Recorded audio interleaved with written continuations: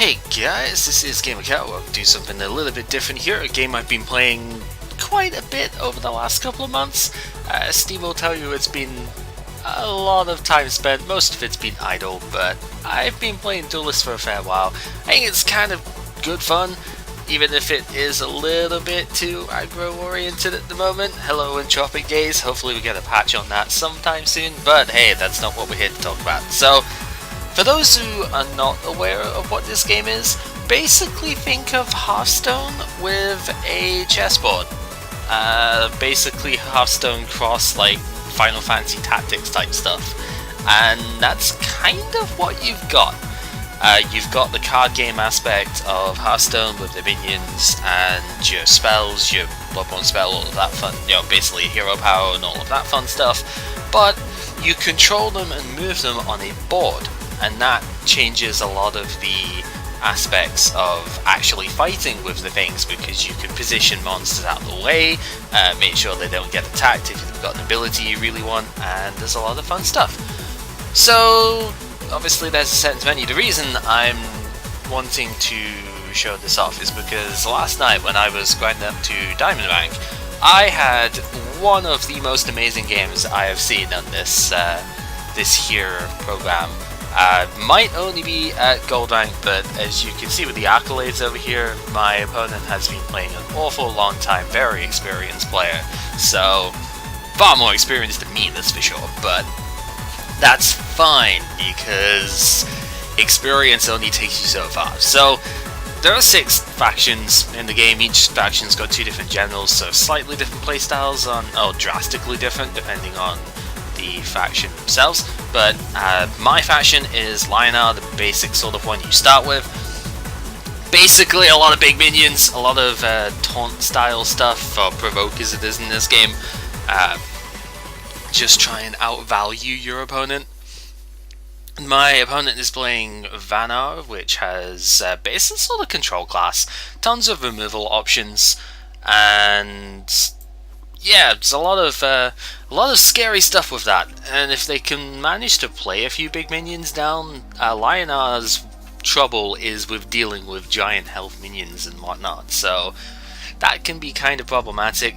The list I've sort of built is your not quite typical tempo list, but it's basically a tempo oriented list right now, and instantly when Faie goes first, she has a couple of really nice tools for that. So, 2 mana spell, put 4 provoke stuff down. So provoke in this game also stops you moving if you actually go in the range of a provoker. So it's not just taunt where you have to attack them first, you actually can't move until you get rid of the unit, so that's kind of a problem. I don't really have too much I want to play on the first turn here, but Scintilla is a pretty decent option. The Bloodborne spell won't activate until I have 5 mana, so the Blood Surge might not come into play if it gets removed too early, but it's a decent body, and since I couldn't move anyway because of Frigid Corona, I may as well develop that. It's a bit difficult for a 3 mana Vanar to flat out remove. She could dispel it with Chromatic Cold, 2 damage, and dispel the space, but I still have a body on the board then, and that takes up the entire turn, so that's kind of useful for me, just getting this big thing on the board. The catch is the walls cannot move, and you always see a really interesting card. This is something I've been trying out in my own Vanar list as well. You get to take a copy of whatever spell was played last, either yours or your opponent's, and you can use it for yourself. It's pretty good. Now, unlike Hearthstone, your general can always attack, because they basically have a 2 damage weapon on at all times. You can play artifacts to increase that damage further. I don't have any in this deck because I don't have the legendaries required for it, but you can do it, it's pretty fine. Play the slow here. The nice thing with Lionar, they have a 0 mana minion that they can play, and it's a pretty good one too. The battle pet controls itself, so at the start of my turn it'll do whatever it wants, but we do manage to get some extra cards out of the Swan Sister here. Nice thing about going second is that you actually start with 1 more mana in this game, so that's really cool. I guess there's a lot of neat things that you can do. Usually when you don't go against Faie, who just takes all the tiles with gravity well, you do actually have the opportunity to play 2/2-drops on your first turn, whereas your opponent only gets 1. And yeah, we're seeing some more of the control stuff from Faie, Concealing Shroud to stop her taking damage. I think this is a little bit preemptive. I mean, she can't move because of slow, but she's basically only taking 1 damage here anyway. So I think that Shroud was played just because the hand was full. Maybe Frigid Corona. No, Frigid Corona would have drawn a card, so maybe it could have been better, but I think that Concealing Shroud was only played to stop Mill, and really it's not very powerful here, so I don't particularly care. I think I'm fine as is. And the nice thing here, now we have access to our Bloodborne spell. So you see, Faie's is basically an upgraded Hunter hero power from Hearthstone. So she does 2 damage to me, but if the Scintilla was to stay here and she had access to it, she would also do 2 damage to that. But because of the cards I got off of Arclyte here, I decide, well, let's get some healing stuff going, and it gives me an excuse to use my Bloodborne spell, gives my minion +2 attack permanently, and that makes this sort of weak body really quite nice. Like a 4/4 is pretty reasonable when it's giving you 2 new cards as well. And of course we do get to keep the Scintilla in play, because the battle pet was provoked last turn, it had to attack here, so it gets to stay alive this turn as well, really nice. And the Light Chaser that I picked up off of Argeon gets buffed every time something heals, so that's pretty handy. So this can turn into a bit of a snowball threat if it stays on the field, and so my opponent's going to want to deal with that. They do manage to deal with that with the Frostburn here, 5 mana, 3 damage to everything. Vanar is the removal class, so that's kind of a thing. And yep, Scintilla unfortunately goes down too. I do still have potentially 1 attack with my Arcane here, and I think I make a bit of a mistake in this turn. My thought was, I want to deny immediate access to this mana tile, because this is your queen effect in this game. If you stand on a mana tile, or if you put something on a mana tile, you get +1 mana for that turn. It's obviously both players have access to them, so it's a little bit different. But I also wanted to hit the general, because I didn't want to fall prey to Warbird's inevitability.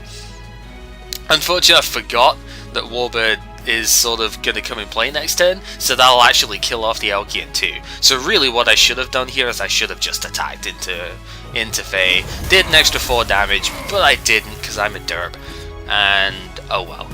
Lots more draw stuff. Spelljammer actually got changed recently. It used to be 1 less mana but had 1/1 less in stats. Now it's actually a really beefy body too, so I like this Spelljammer. Bit more expensive, but it works out quite nicely.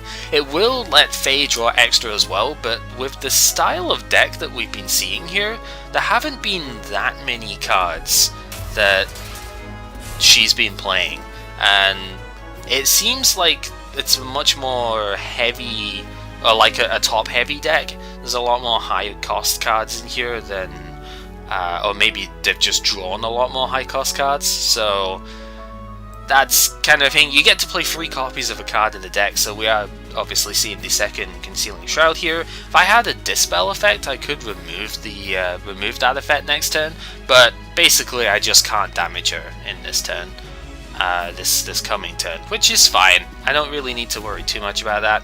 Half Sister's really good here.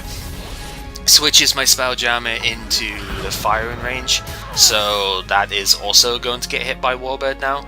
That's the nice power of Warbird here. And, well, there's a few things that I could do with this turn. I do have the option of just flat out killing this thing. I have plenty of options to do so. Holy Immolation is also a potential play, because I could heal the Spelljammer back up to full health and also take out Half Sister, but I don't really like the play too much because it takes up more than half my turn, and because of Concealing Shroud there's actually no damage going on to the general with it. One of the really good things about Holy Immolation is that it damages the general too, so you tend to use it with, say, the Arclyte Sentinel here. You would play it as most of your turn, and it just doesn't really sit very well with me here. But I need to play 2 cards because I don't want to mill anything, so I basically just commit to playing like 2 of my removal options here. Maybe not the best of ideas, maybe I could have just used the Spelljammer as a sacrifice, but I wanted to keep the extra card draw around. And, well, Arclyte Sentinel's still a 2-4. It still takes 2 general hits to remove, and I keep my hand full, which is pretty good. I do have draw in Trinity Oath, but I don't want to play that too early because that takes up, again, half the turn, and I want to maintain board advantage as much as I can.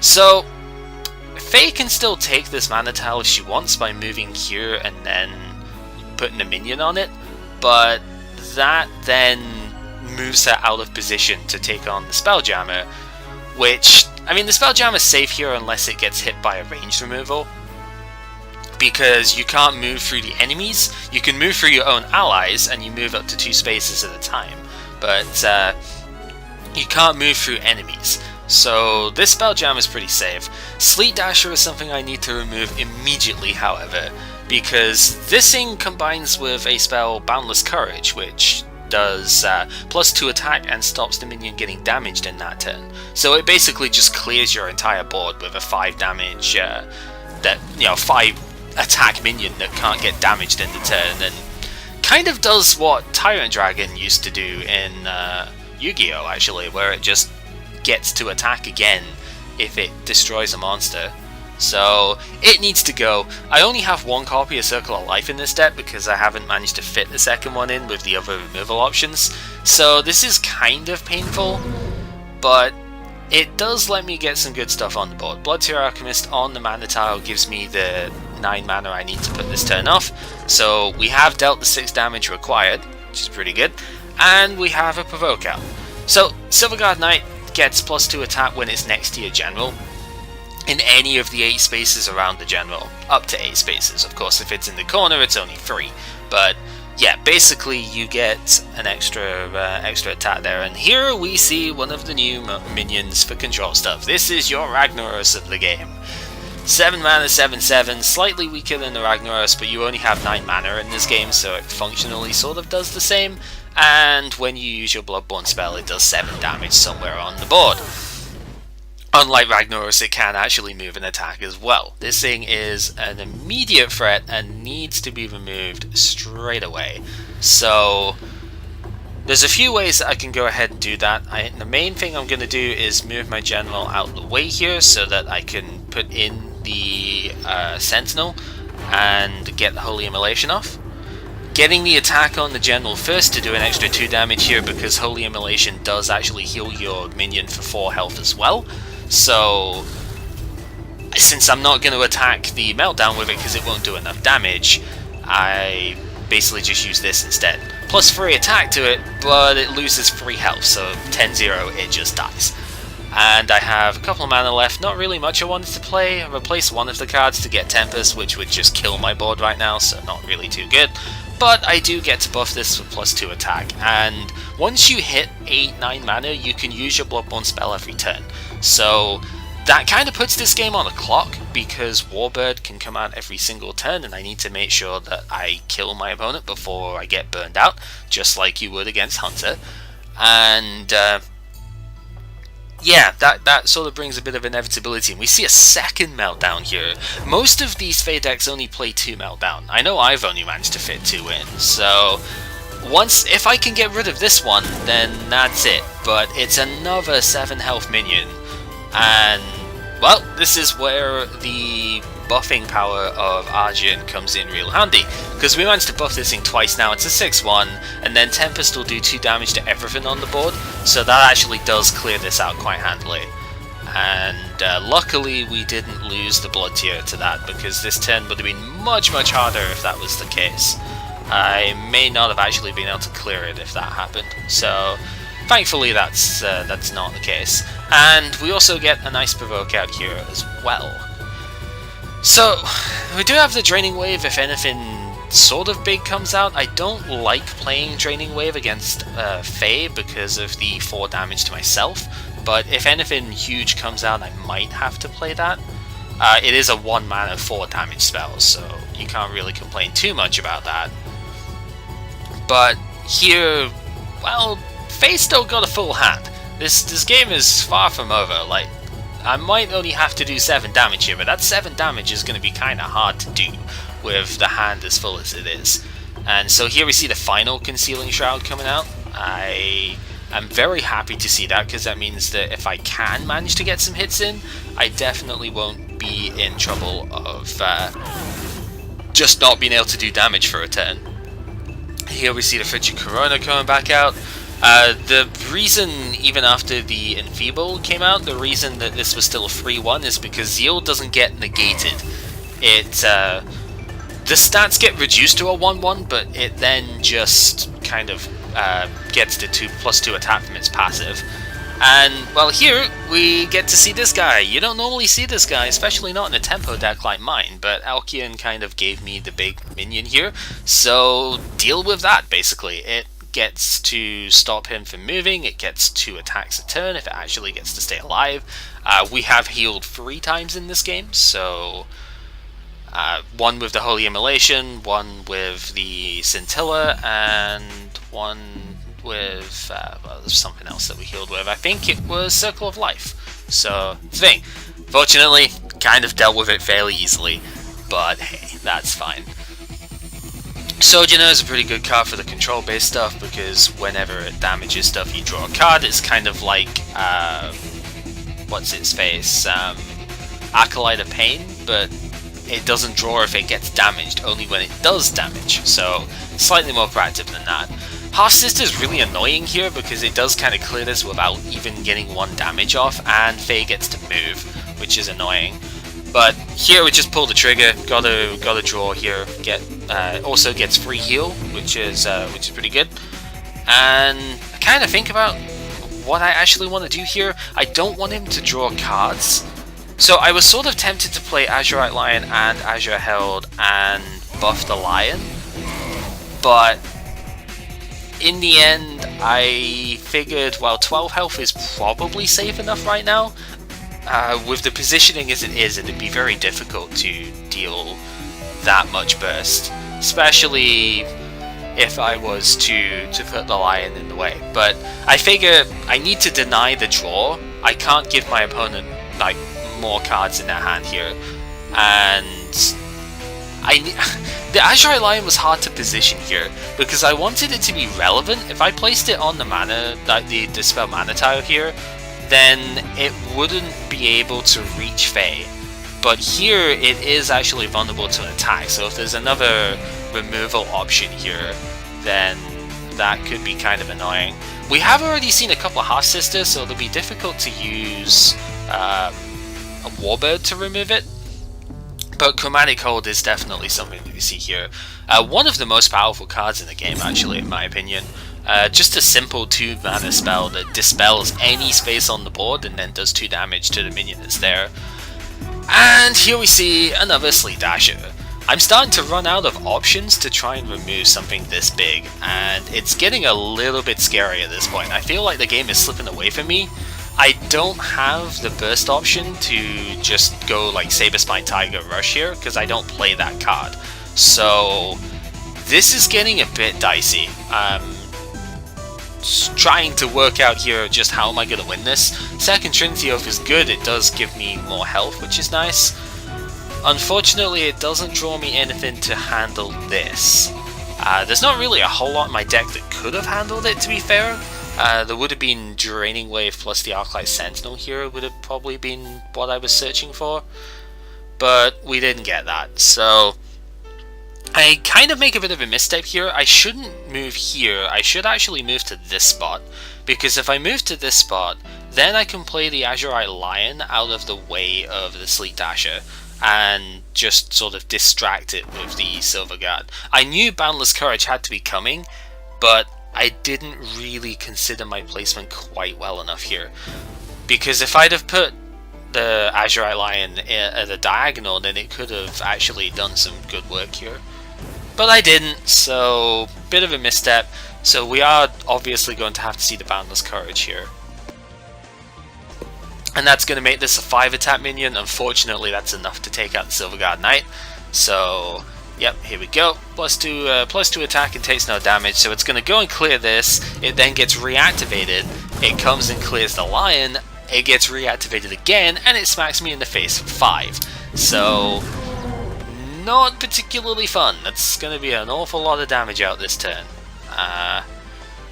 It's interesting to see where the positioning goes here. Going near, to stop me from moving near Faie herself is probably the best bet here. And, well, that brings me down quite handily. Not a particularly good turn for me. And I still don't really have any ways of removing it too. It's a 5/6, and I don't have Ironcliff Guardian in this deck, so it's kind of hard to work around. And then we replace. So replace is like my favourite mechanic of this game, without a doubt. Replacing into the Holy Immolation here is amazing, because I can place the minion down, give myself 3 extra health as well, because Azure Herald does that. Holy Immolation removes the Sojourner, does 4 damage to this, and then the Arclyte Sentinel in my hand can then do the remaining 2 damage by basically being a mini Lasting Judgment. +2 attack but -2 health, and it becomes a 0 health minion. So we do get to clear it, which is really good, and we put a lot of pressure on here too. No matter where Faie moves next turn, I have the potential to go ahead and chase her down, so that's pretty strong. Now, the decks are actually getting really thin at this point. This is not how this game normally goes. Normally this game ends by like turn 5. 7-8 mana, that's usually where it goes. But we're deep in the middle of a control battle here for sure. And my opponent is running out of cards very quickly.